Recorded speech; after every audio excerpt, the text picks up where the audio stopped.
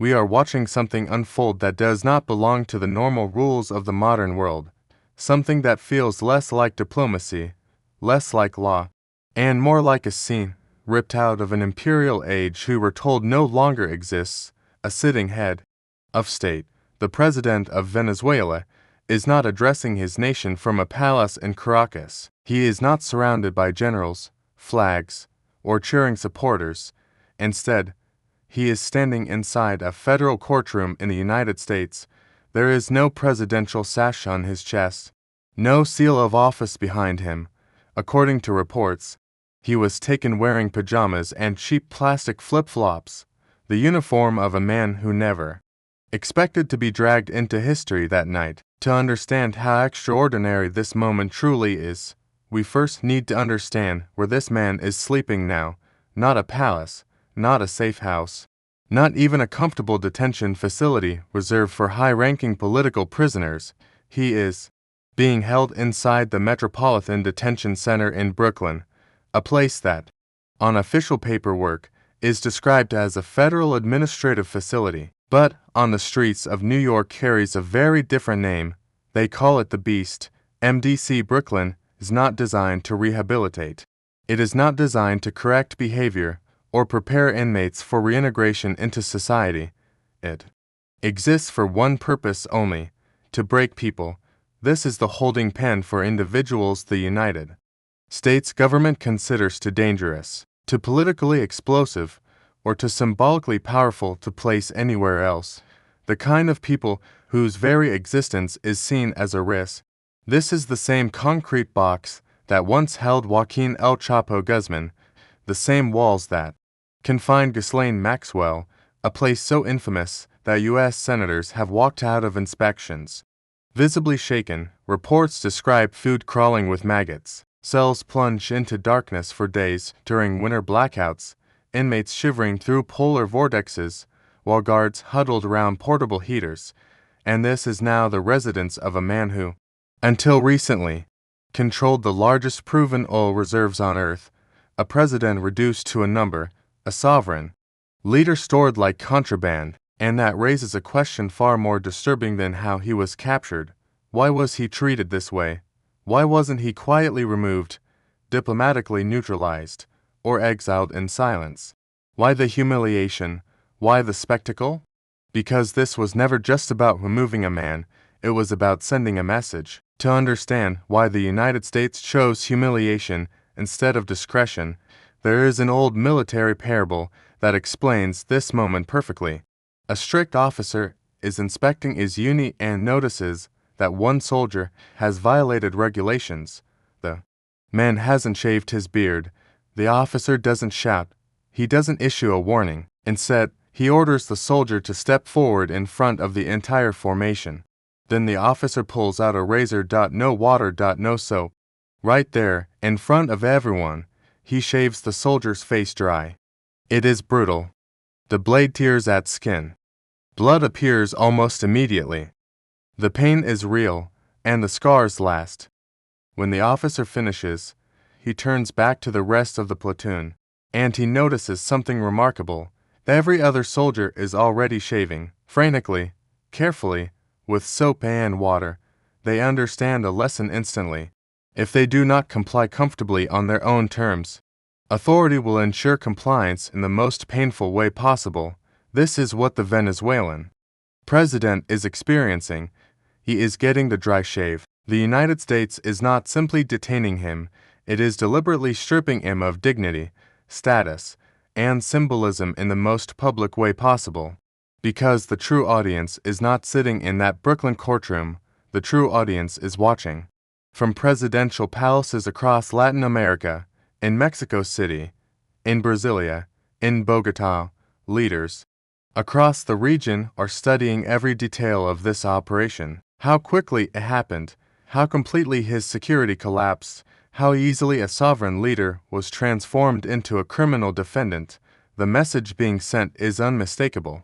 You can cooperate voluntarily, align your policies, resources, and strategic decisions with Washington's interests, or you can resist. But if you resist, compliance will be extracted painfully, publicly. and without negotiation.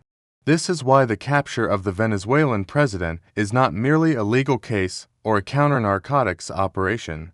It is a geopolitical earthquake, because extracting a foreign head of state from his own capital, from inside a fortress protected by Cuban intelligence and the Venezuelan military, does not happen without betrayal on a historic scale.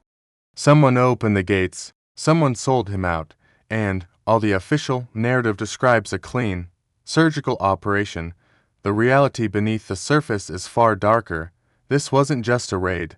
It was the total collapse of loyalty at the highest levels of power.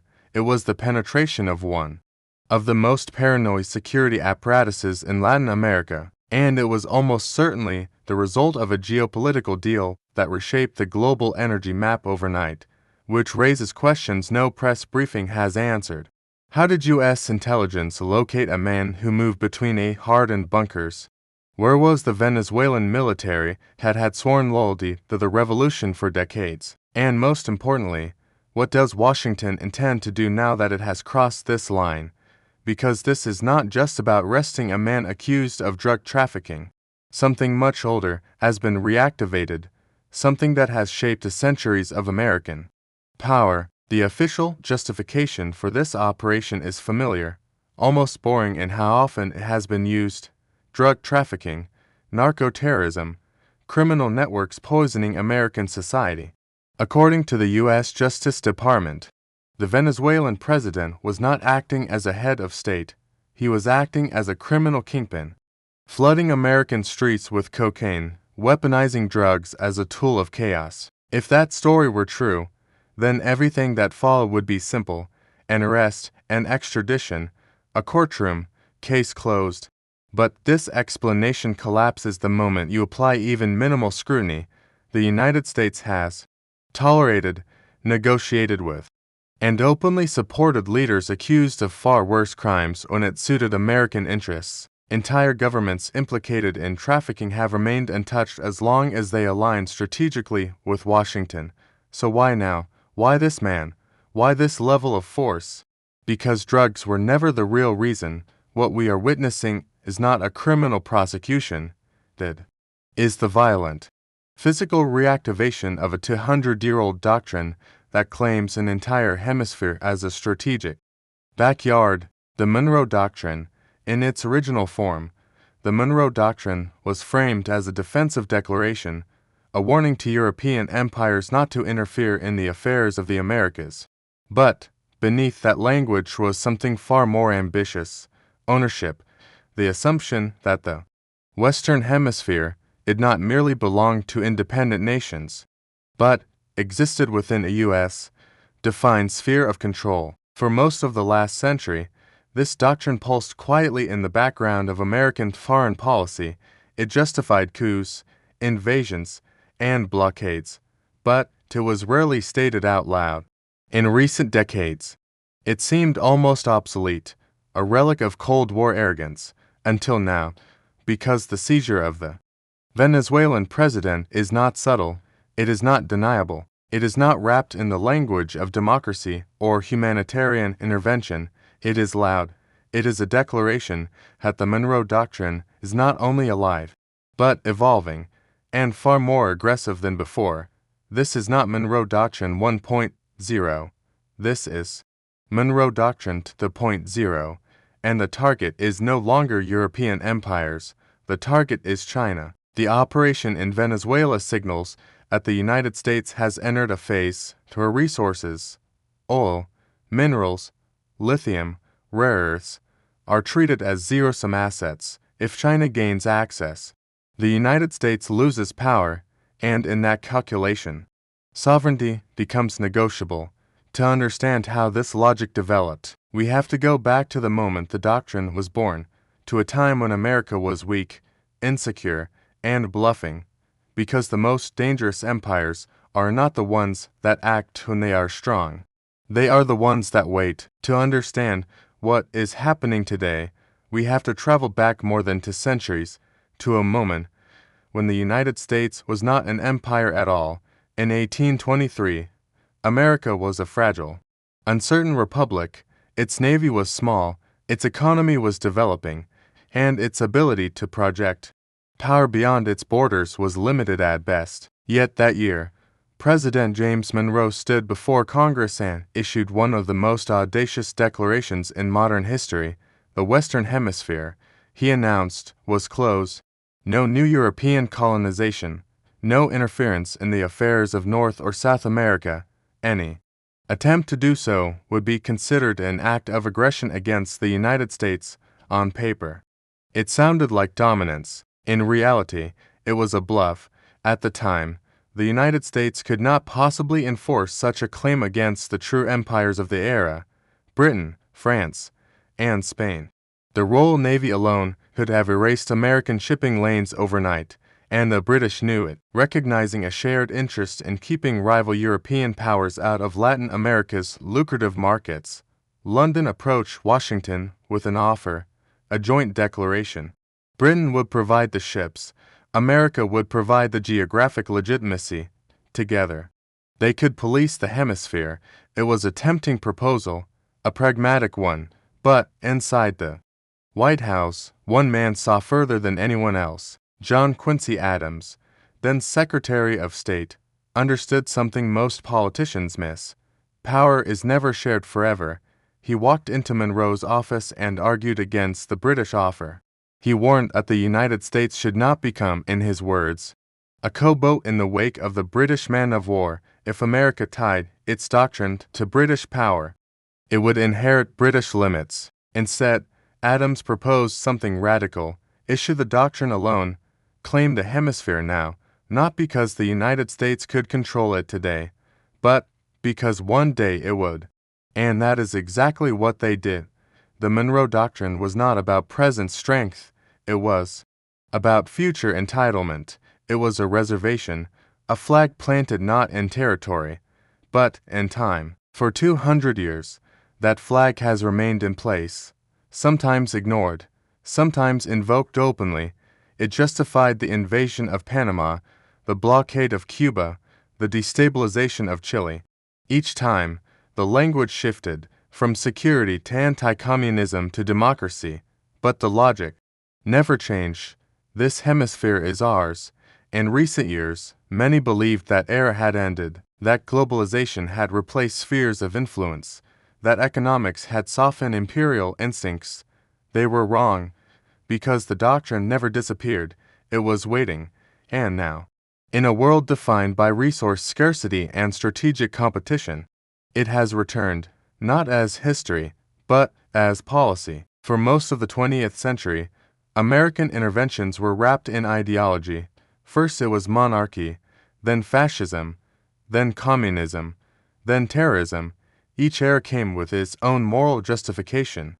But the operation in Venezuela signals something different.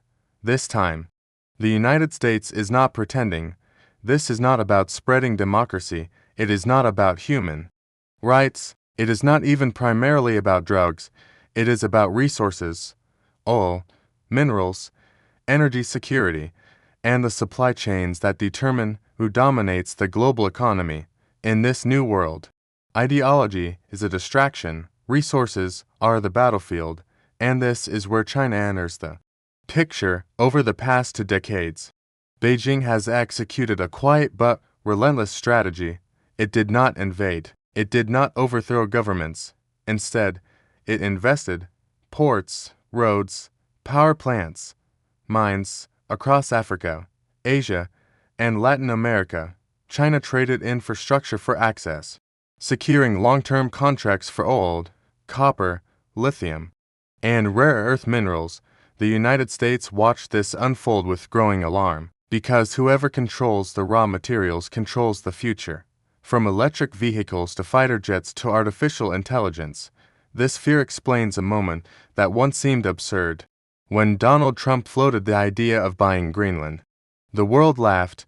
It sounded like the fantasy of a real estate developer who couldn't turn off his instincts, but beneath the ridicule was strategy. Trump didn't just talk, he appointed a special envoy, effectively a colonial administrator in waiting, because Greenland is not just ice. Beneath its frozen surface lies a treasure trove of rare earth minerals, neodymium, praseodymium, dysprosium, terbium, the vitamins of modern industry. These elements are essential for F-35 fighter jets, advanced radar systems, precision-guided weapons, and electric vehicle motors, and China controls the global market. Greenland was never about land, it was about breaking China's monopoly. Now apply that same logic to Venezuela. This is not an ideological dispute between capitalism and socialism. This is not a moral crusade. This is about the Orinoco Belt. Heavy crude oil that U.S. Gulf Coast refineries are specifically designed to process, oil that China had locked up through loans, debt, and long-term supply agreements. The seizure of the Venezuelan president is the kinetic equivalent of the Greenland proposal. One was an offer, the other is a hostile takeover, and a message being sent to the rest of the hemisphere is unmistakable. The United States is no longer asking, it is enforcing. In the corporate world, a hostile takeover happens when a powerful actor seizes control of a distressed asset against the will of its existing leadership. What we are witnessing in Venezuela follows the same logic, just with soldiers instead of lawyers. The country was economically broken, its currency collapsed, its whole infrastructure deteriorated, its leadership isolated. In any other context, this would be an opportunity for negotiation. Instead, it became an opportunity for acquisition. The extraction of the Venezuelan president was not a diplomatic maneuver. It was the moment the United States moved from pressure to possession. This is why the audacity of the operation cannot be overstated.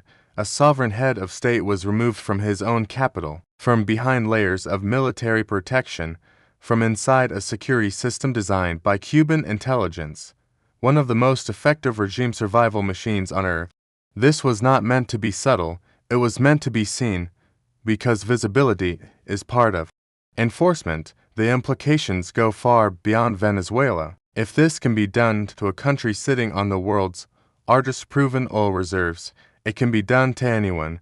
When the U.S. administration threatens tariffs against India, questions Denmark's loyalty, or warns Iran of obliteration over internal unrest, it is operating from the same assumption, absolute hegemony. This is not multipolar competition. This is hierarchy. The scenario unfolding in Venezuela is not an exception, it is a blueprint, a model for how power will be exercised in a world where access to resources matters more than international norms. And when journalists asked whether removing a foreign leader constituted a coup, the answer from Washington was carefully constructed. No, they said, the system remains intact. The vice president has assumed power. The bureaucracy is functioning. Legally speaking, nothing has changed, but reality tells a different story.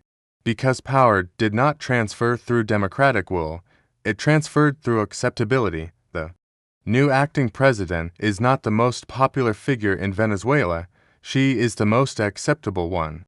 Acceptable to the U.S. State Department, acceptable to American oil companies, acceptable to Washington's strategic timeline, and that timeline is brutally precise. There will be no elections for 18 months. Why 18 months? Because that is how long it takes to stabilize oil production, to purge the military of loyalists, to restructure contracts, and to ensure that when elections do happen, the outcome is already decided. This is not regime change through chaos. This is regime change through management. Colonialism modernized. With the president removed and a compliant successor installed, the United States moved quickly to clarify one thing. This was not an occupation, at least, not in the traditional sense. There were no tanks rolling through Caracas, no flags raised over government buildings, no formal declaration of war. Instead, there was paperwork. When asked who was now running Venezuela, the response from Washington was unusually blunt. We are, not through governors or generals, but through control of the only thing that truly matters, oil. The U.S. administration made no attempt to disguise its intentions. It did not speak of liberation or freedom, as it had in Iraq. It spoke of management. American companies would resume purchasing Venezuelan oil, production would be restored, exports would flow, but the money would not go to the Venezuelan state. Instead, revenue from oil sales would be placed into escrow accounts controlled by the U.S. Treasury. Officially, this was framed as a safeguard. The funds would not be allowed to finance corruption, social programs tied to the old regime, or, as Washington claimed, criminal networks. And officially, it meant something far more important. Venezuela would be paying for its own subjugation. This is not a new strategy. It mirrors the oil for food program imposed on Iraq, a system that allowed oil sales but kept financial control firmly in foreign hands. The difference is that this time, there is no pretense of humanitarian concern. The wealth of the nation is being seized to stabilize the occupation itself. And what happens if the new government resists? If the acting president refuses an order? If she attempts to assert independence?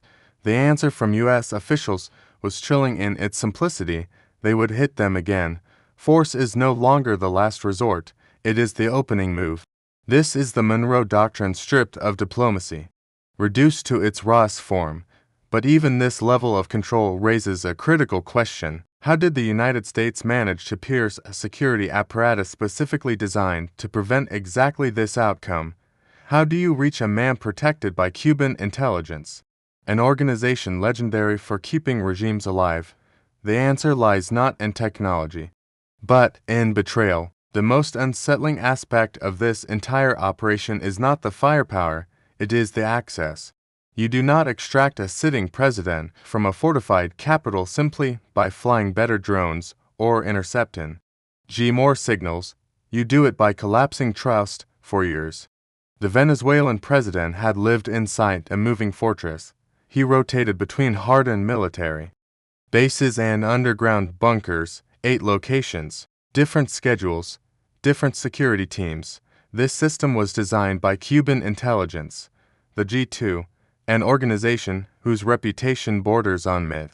They protected Fidel Castro from hundreds of documented assassination attempts, exploding cigars, poison wetsuits, snipers, sabotage. Nothing worked. Castro died in his bed. This reputation for invincibility is precisely why the Venezuelan president entrusted his life to them.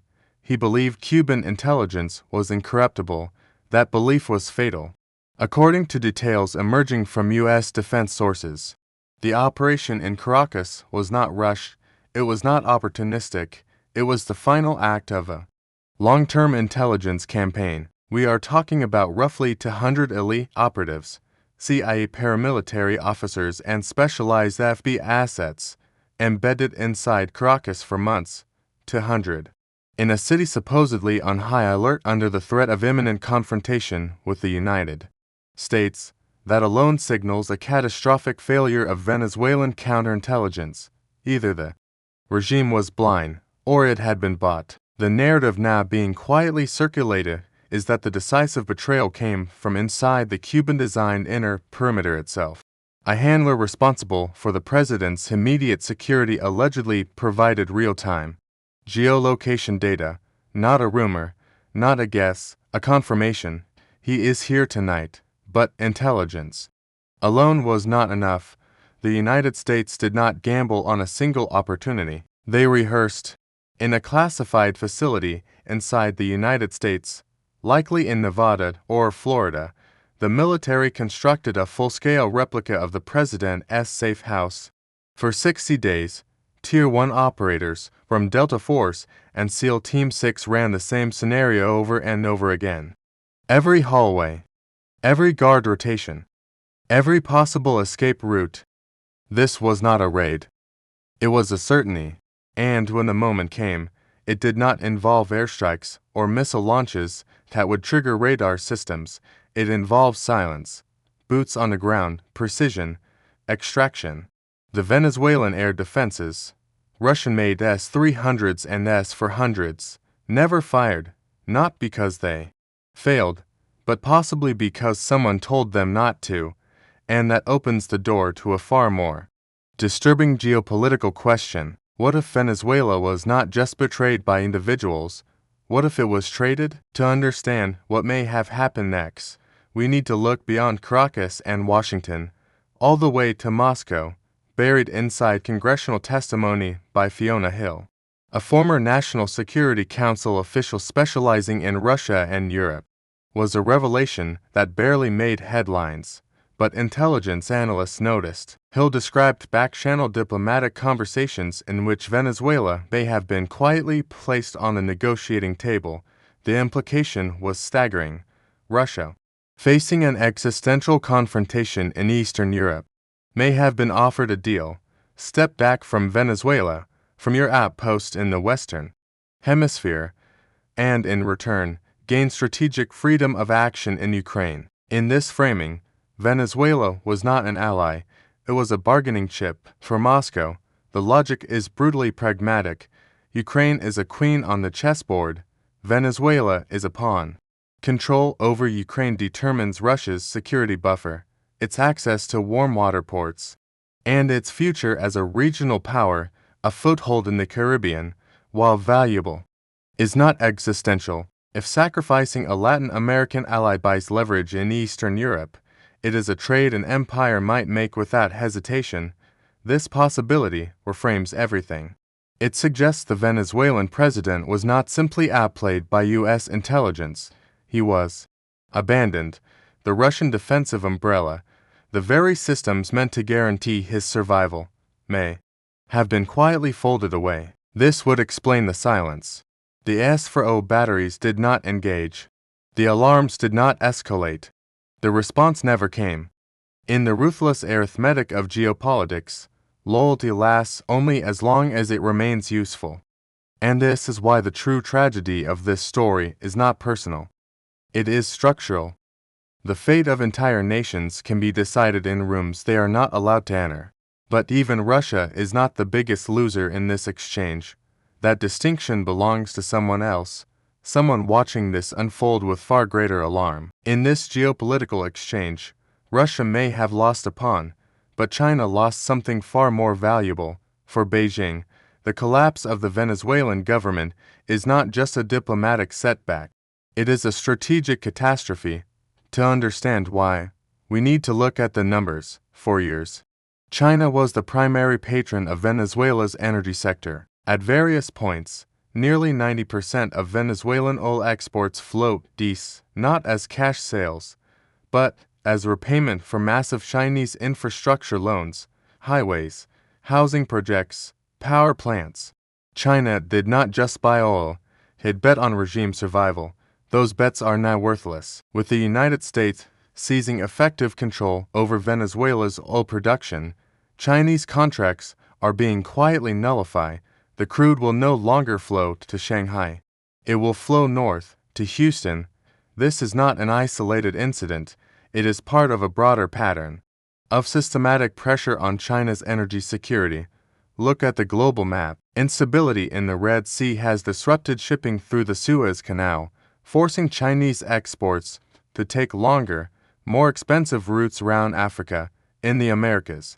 U.S. influence over the Panama Canal remains a logistical choke point that had potential disruptions to Iranian oil supplies, another key Chinese partner, and now the loss of Venezuelan crude. And a clear picture emerges. The United States is severing the arteries, not through direct confrontation, but through control. Beijing issued statements condemning the seizure, vowing to protect its interests. But words carry little weight when the oil fields are guarded by someone else's soldiers on the ground in Caracas. The symbolism is devastating. Chinese diplomats watch as executives from Chevron and ExxonMobil land at the airport. American corporate logos replace Chinese contracts. The Monroe Doctrine is no longer theoretical, it is a wall, and China has just crashed into it at full speed. This is not only about money, it is about face. The Belt and Road Initiative in Latin America has been effectively severed. China's dream of strategic depth in the Western Hemisphere has ended, not with a war, but with a signature. And, while Beijing recalculates, events inside Venezuela are being carefully choreographed to project an image of stability. But The reality beneath the surface is far darker. In Caracas, the transition of power was designed to look orderly. Cameras rolled, officials stood in formation, speeches were delivered with careful restraint. The vice president was sworn in as acting head of state, flags remained in place, the language of continuity was repeated again and again. On the surface, it looked like a peaceful, constitutional transfer of power, but it was theater, a performance meant for international audiences. The most disturbing moment came when the president's own son appeared publicly, praising his father, while simultaneously recognizing the authority of the government installed by the same forces that captured him. It was a contradiction that made sense only under extreme pressure. Behind the scenes, deals had already been made. The Venezuelan military high command, the generals who controlled both the oil flow and the drug routes, had chosen survival over loyalty. They remained in their barracks. Their ranks stayed intact. Their pensions were secured. In exchange, they surrendered their commander-in-chief. This is how regimes truly fall, not with tanks in the streets, but with signatures in private rooms. And now, while those generals sleep in their homes, the man they once saluted spends his nights in a freezing cell in Brooklyn. The balance of power inside Venezuela has shifted permanently. But the story is far from over. Because the next battlefield is not military. It is legal. And the courtroom in New York may prove just as dangerous as the raid that put him there. In New York, the United States Department of Justice is framing this case as straightforward. The Venezuelan president, they argue, is not a head of state. He is a narco-terrorist, a criminal who used the machinery of government to traffic cocaine, destabilize societies, and enrich himself and his allies. By labeling him a criminal, the United States strips him of the one protection that still matters: sovereign immunity. If he is a drug dealer, he can be tried like El Chapo. He can be caged like any other inmate inside MDC Brooklyn. But the defense strategy emerging from the courtroom threatens to blow this narrative apart. The deposed president is refusing to accept the label of criminal. Instead, he is making a far more dangerous claim. He is a prisoner of war. This distinction is everything. If he is a criminal, the United States controls the process. If he is a prisoner of war, the United States must acknowledge that an act of war took place. Under the Geneva Conventions of 1949, prisoners of war are entitled to specific protections: humane treatment, medical care, protection from public humiliation, and immunity from prosecution for lawful acts of war. Most importantly, prisoners of war must be repatriated when hostilities end. By claiming POW status, the Venezuelan president is forcing U.S. courts into a corner. Either this was a law enforcement operation, in which case the use of military force to extract a foreign leader is indefensible, or it was an act of war, in which case the United States has violated the very international norms it claims to defend. This is not a legal argument. It is a political grenade, and regardless of how the court rules, the damage is already done. Because the case exposes a contradiction at the heart of modern power. Empires want the freedom to act like armies, while being treated like police. This courtroom will decide whether that illusion can survive. This case was never really about Venezuela. Venezuela was the demonstration. What happened in Caracas signals something far larger: the quiet death of sovereignty as it was once understood. For centuries, power was defined by borders. A state controlled what happened inside its territory. Foreign powers could threaten, sanction, or invade, but they could not simply reach in and remove a sitting leader without declaring war. That rule no longer exists. The Venezuelan president was not defeated on a battlefield. He was not overthrown by an uprising. He was extracted, removed like a defective component from a global system. And the world watched, then moved on. No emergency UN session changed the outcome. No coalition formed. No red line was enforced, because everyone understood the new reality. Power now belongs to whoever controls, Energy flows, financial systems, shipping lanes, courts, not flags, not speeches, not international law. The message to smaller states is unmistakable: your sovereignty lasts only as long as you remain useful or harmless. Defy the system, disrupt the flows, threaten the balance, and the response will not be invasion, it will be erasure. Legal documents instead of declarations, arrest warrants instead of ultimatums, corporate executives instead of generals. This is the new model of empire: clean, efficient, and almost invisible. Venezuela was not conquered, it was optimized, and as the oil begins flowing north, the real question is no longer what happened to one president, it is this: